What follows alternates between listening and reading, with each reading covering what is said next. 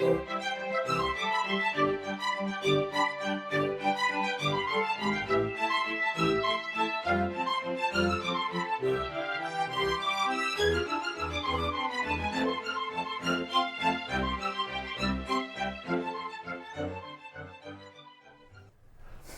to the Secrets of College Planning. I'm your host, Anthony Uva, and today we're going to get some insight into athletics at the college level. My guest today is Amanda DeMartino. She is the athletic director at TCNJ, and welcome to the show. Thank you for having me. Yeah, so usually I start my guests where they went to college. So where'd you go to school? So I was a Division III student athlete. I played at Brandeis University, right outside of Boston, Massachusetts. Okay. So let's just go back in time a little. In high school, when did you think about going to college? Was it freshman year of high school? Was it senior year? When did it all start for you? I don't remember when exactly, but it was pretty early on in my high school career. I played basketball late to the game, really. I started in 6th or 7th grade was when I really started playing sports. But early on, my parents were big proponents of using sports to get the best education you could. Yeah. And so those were always the conversations around our household growing up. Good. So you go to Brandeis. What's the school like? What do you think of the atmosphere? What do you think of college? So it had the three things I was really looking for in a college. It was a great academic institution. It was outside of a big city, and I hadn't spent a lot of time in Boston growing up. And Boston is such a tremendous place to go to school, so many colleges. And I had the ability to play there. They were graduating a point guard and a guard who had started for them for the last 4 years, and so there was an opportunity there for me. And it really ended up being the right fit all around. Wow, fantastic. So you end up graduating from there. How does one end up graduating from Brandeis and ends up as the athletic director at TCNJ? And TCNJ is the College of New Jersey, so you're now in New Jersey. Yeah, so it was an interesting route. I majored in economics and business, and so I thought that would be my path. But as many senior college athletes start to realize as their career comes to a close, we say, wait a second, this sport I love so much is winding down. How can I stay involved? And I actually credit my dad, who said, why don't you look at some graduate assistant positions or try to maybe get involved in coaching while you figure it out? So that's what kind of led me on my path. I was fortunate to get an assistant coaching position at Northwood University in West Palm Beach, Florida. Wow. And that was really exciting because Rolly Massimino, who won a national championship with Villanova in 1985, was hired to start the basketball programs down there. Wow. So I was brought on as an assistant on the women's side for the start of the programs, and that really set me on my path. I worked my way into administration from there, got my master's, and loved my time in South Florida, but it was eventually time to come back home, the Northeast, being from New Jersey. So I took a position at Raritan Valley Community College, it's not too far from here, and was really able to rebuild that department almost from scratch, which was an amazing opportunity. And 5 years later, the position opened up at TCNJ, and I was fortunate to land that role, and really excited to be back at the Division III level. As I said, I was a D3 student athlete, so it had always been my goal to get back here, and couldn't be at a better school to do it at. So now, what does an athletic director do at a Division III type school? Wears a lot of hats, right? So managing, of course, all of our staff, our coaches, the budget is a big piece of it. We've been really focused on the student-athlete experience, right, and how we can provide a first-class student-athlete experience. We have tremendous coaches who really just do a great job leading our students athletically. But behind the scenes, we've been working to find some other ways to support them, away from sports. Sure. So managing that piece of it and really just keeping us connected. We report within the Division of Student Affairs. So making sure that we're playing that larger role of not kind of siloing ourselves, sticking to athletics, but that we're getting involved across campus. We're building those partnerships and collaborations, and that's been a big focus since I've started on campus. So you said that you were at Raritan Valley first. Just to off subject, do they have sports at Raritan Valley? We do. So I was hired there as the athletic director, and they were in a position where they had very successful teams, and somewhere in the mid-90s, the athletic department was just downsized essentially, and so they struggled for a little bit, and I was really hired at the revival of all of that. So in my time there, we added 5 sports, we added 2 new positions, and we really started to beef up our offerings and what we could do for our student athletes there. Wow, so community colleges have sports as well? Yep, absolutely. Okay, so now you're at a Division III school. How many sports are at a Division III type school? So we have 20 varsity sports, very successful 10 men and 10 women's teams. We play within the New Jersey Athletic Conference. So most of our all of our conference competition is local here within the state. Oh, okay. Who are some of the schools that you play against? Sure. So we have Ramapo, New Jersey City University, Stockton, Montclair, Kane, Rutgers, Camden, Newark, and I think Rowan is the last one I missed. Yep. Fantastic. So there's not a lot of travel because they're all in the state. Yeah, for conference we stay mostly in the state, but we try to expand some non-region travel for our out-of-conference games. Okay. You know, and of course those schedules vary by year, but we try to get some exposure that way. And how do the students, when they come to the school like TCNJ, what can they expect at the school? Like, what's the experience for a student athlete coming to TCNJ? Sure. Well, the model for Division III in general, right, is building the holistic student athlete. So sport's a big part of that, but the person and the academic piece. And that's really are important to our approach at TCNJ. So they're going to find a lot of support to be successful. I tell our student athletes all the time, I take very seriously, it's our job to provide them with opportunities and resources to be successful.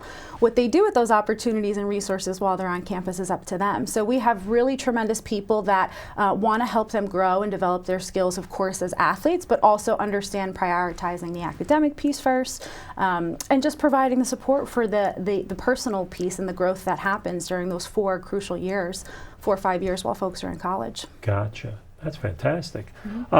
So when the student athletes are at the campus, are there extracurricular activities that they can do other than the sport, or is it all about just the sport?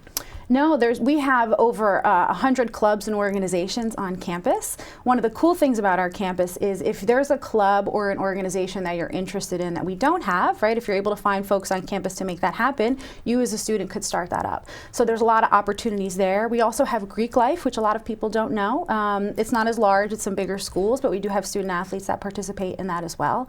And really, our student athletes are really driven on community service piece of it. So we find a lot of our student athletes with our team. We look to do a lot of community service, but aside from that, our students are always getting involved with volunteering locally in the community, or of course interning when they're out of season, but certainly finding ways also to stay busy away from sports. Now, a lot of parents talk about schools being expensive these days. What do schools like TCNJ, what do they do for students that are trying to come to the school and trying to get some type of money at the school? Yeah, so certainly challenge in today's market, right? We do have merit academic money for students who do apply. So at Division III, there are no athletic scholarships, but there's academic merit money available for certain students.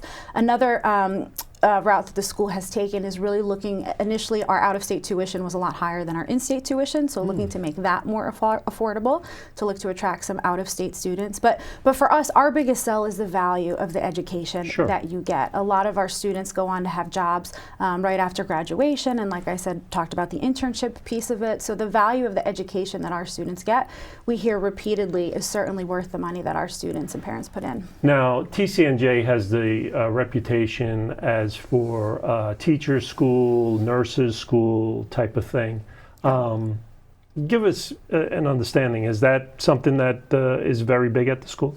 It is, and it was certainly back in the Trenton State days, right, where we had started. Now we have 7 schools across the college and 50 majors across those 7 schools. So some other schools that are really big for us, particularly in athletics, are engineering. The School of Business is really tremendously popular. Education for sure is always going to be our staple, but humanities and social science, we also have science. So we now have a variety of things that students can look to study in their time. Yeah.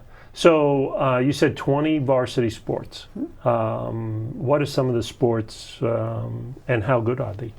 Sure. So we've had some really long-standing successful programs. The first 2 that come to mind are field hockey and lacrosse programs. Our head coach, Sharon Pfluger, has been there. This is her 37th season. Wow. And they have 9 of our overall championships that we have, or excuse me, 19 of our overall championships that we have. Wow. Our women's soccer program, another stellar program in the state. Our head coach there, Joe Russo, this is his 32nd season. Wow. And sadly, he just announced his retirement at the end of this season, so we're sad to see him go, but we're going to be celebrating him him for the next few months. Fantastic. Our basketball programs over the last couple of years have really had some success as well. They've been building and growing. We've got 2 young new coaches in those roles. So we have a lot of exciting things going on. Wow, fantastic. So you named some of the sports. Is that men's and women's? Yes. Both, right? So they get a lot on both sides. Yeah. What are some of the requirements for students to come to school like TCNJ? Sure. So for us in athletics, the first place you really want to stop is with the head coaches and have a conversation with them. And they can certainly connect you with our admissions department. We admit students by school, right? So the competitiveness of you being admitted into a program really depends on the class for that particular college. So it's really important to connect with the coaches, and they can loop you in with all of that information. And I tell people all the time, certainly do your research, but come to campus. Come to campus. We have a beautiful campus. Meet our people. Ask questions. We certainly want to meet with you in athletics, but we want to get you connected to folks all across campus so you can really understand all of the resources that will be there for you if you were to choose to come to TCNJ. So when they come to TCNJ, give me a sense of the school. Where's it at? What's it like? Sure. Give the students a sense of what the school is like. So we are located in Ewing, New Jersey, not too far from here. We really have a beautiful sprawling campus. We have a lake that sits right across campus. And the number one thing that you will hear if you come to our campus is, the question we always ask is, what makes TCNJ so special? And it's really the people. What you will find on our campus is friendly, welcoming folks who really want to make you feel like home, but also want to be there for you to support you, to help you not just through the good times, right? Sure. But through the challenging times and all the growth that you go through during your time in 4 years of college. So now, what's the difference between a Division III school, Division II school, Division I school? Can you give us a sense of what that's all about? Sure. So I had mentioned earlier, for us at Division III, we are a non-scholarship program. There are scholarships available for Division I and II. So that's a big glaring difference off the bat. But the other part of it is Division III, the philosophy in general is really surrounded around developing the whole student. So that person, player, athlete model, where sometimes you may find, especially if you're on scholarship, right, athletics is your numero uno. You need to be connected to it all the time and really handling your business. And of course, we have those same expectations for our student athletes, but we really want to see our student athletes get a little bit more involved in the community and some other things outside of athletics as well. For us, as many of our student athletes wish that they could play professionally out of college, right? That's not the goal. The goal is for them to have a great experience for 4 years, hopefully be a part of a successful and winning program, but really to develop and to learn who they are so that they can graduate and they can be successful in whatever their next step is, whether it be coaching, whether it be a job. That's the passion really behind what we do. So now, is there a lot of networking events that happen at the school to get these kids more involved? Is there volunteer work that they do as well? There is. As a member of the new students, I was going to say freshmen, but freshmen and any new students have to get involved in a first-year community engaged learning component. So that's a mandated component for everybody on campus to do some community experience. So that's a great way for students to get to know each other. But again, within the Division of Student Affairs, they always have open recreation nights or big campus and organizational fairs. We hire a lot of students and also student athletes, but students in general to work for us within the department. So that's a great way for folks to meet each other. But the number one thing we always tell our student athletes is you're going to get to know everybody on your team, right? You really got to make an effort to get to know other people outside of your team and learn to develop those friendships away from just, the baseball team or the soccer team.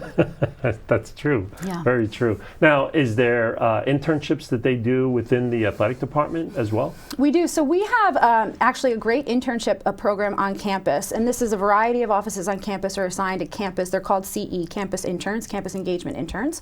So we have one of those positions for us within athletics, but we also have a really vast base of alumni and just local folks who are always looking for interns, and they come to us at TCNJ. And so we have a great partnership and work really closely with the Career Center to try and be able to link students with some of those opportunities.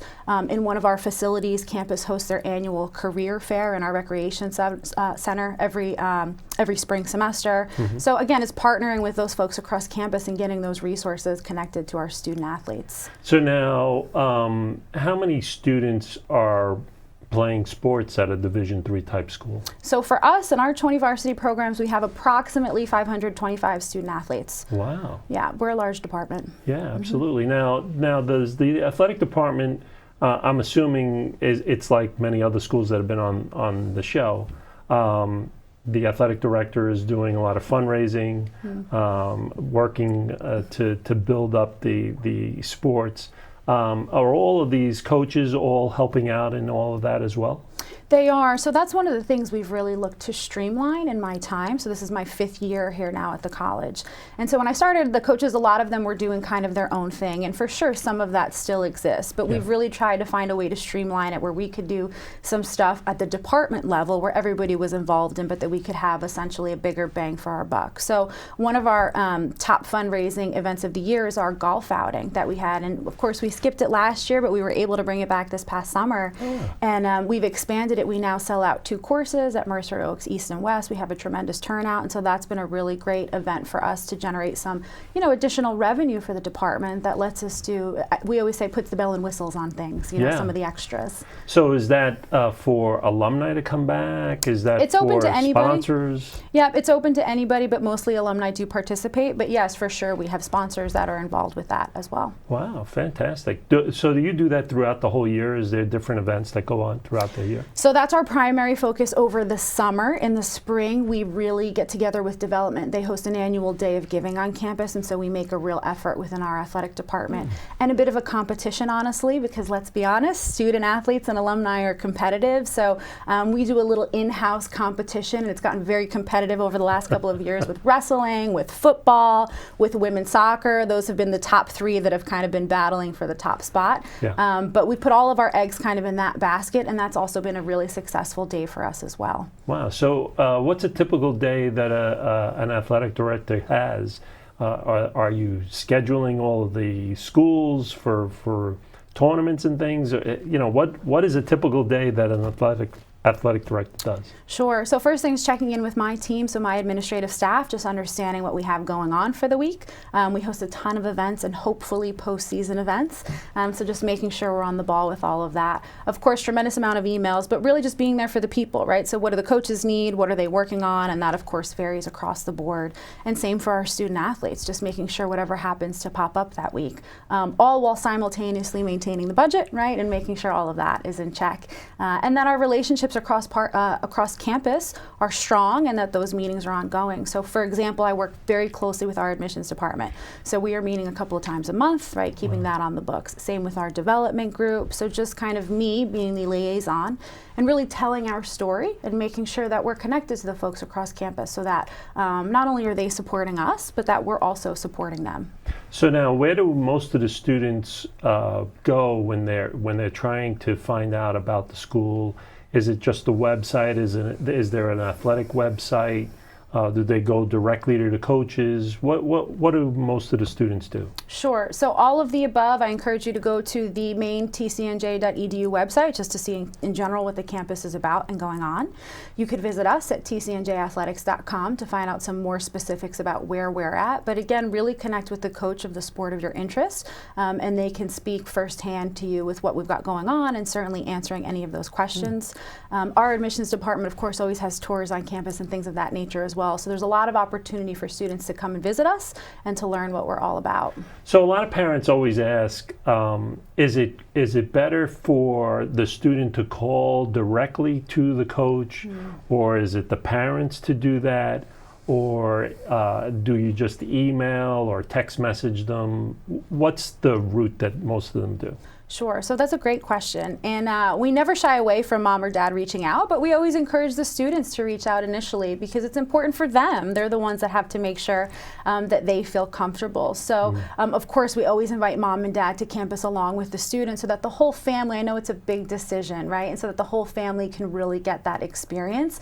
But the best thing to do, honestly, is to go to our website. There's a questionnaire on there that you can fill out, and our coaches will retain all of that information and be able to get back with you. Okay, so are they directly contacting the coach? Correct. Okay, and then another question that they always ask is film. Do they give you a whole big roll of everything that they're doing on one particular game, or is it a highlight of a bunch of games, or is it just 30 seconds? What is it that they should be doing? Sure. So my caveat is that, again, it really varies, I think, a little bit by coach, but for sure we want to see some variety, right? So we don't want to just see the one game where you had the best game of your life. We want to see that game for sure, but we want to see some other games so that we compare it with that certainly as well. Okay, so there's not really a time limit. There could be 30 seconds, 2 minutes, 2 hours. Definitely not 2 hours. I think you'd lose us a little bit on that. But yeah, I would say somewhere like maybe in the 3 to 5 minute range would be good. But honestly, even better than that would be providing an opportunity for coaches to come and check you out in person. So whether you're a local student athlete or not, certainly reach out, send us your film, but also send us your schedule, because we want to know when and where you're playing. And if we can get out to see you, that's certainly something we want to make happen. Well, great. Good.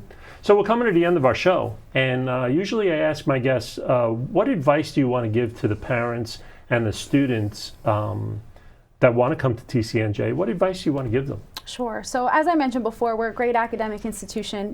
You really get a lot of value out of the education. But first and foremost, I tell any student athlete to do your research, right? It's really important that the school is a right fit for you, because we want any student athlete that we bring in our doors to really to be successful, to be set up for success. So do your research. And if we have the programs academically that really fit what you're looking for, and we have the sports and the caliber of sports that you're looking for, then get in contact with us and come on campus so we can really show you around and sell the campus in its beauty and answer any questions that you might have. Great. Well, thank you very much for coming on. I really appreciate it. Thank you. Yeah. So you've been watching The Secrets of College Planning. I'm your host, Anthony Uva. Until next time.